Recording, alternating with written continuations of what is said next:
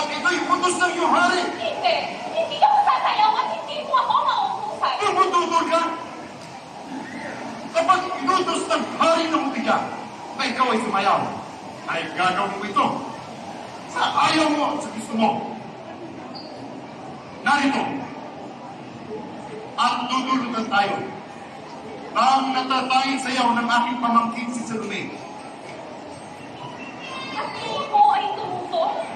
Salome, kahit minsan, ay hindi ako nanituhod kahit kanino man. Ngayon gagawin ko ito. Sige na, Salome. Ibibigay ko pala ng maibigan mo.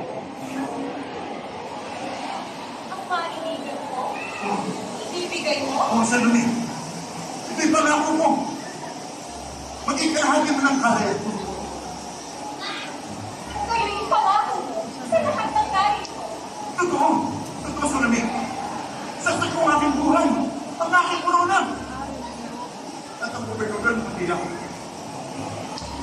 Ay bibigay ko lahat ng maibigan mo.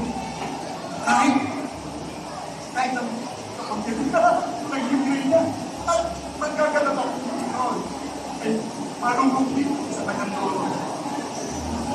Nangako ka ng may pagsuka. Hindi ako sisira sa aking salita sa labing. Sapagkat ang aking salita ay salita sa makapangyarihan. At ako ay alipin ang aking mga salita sa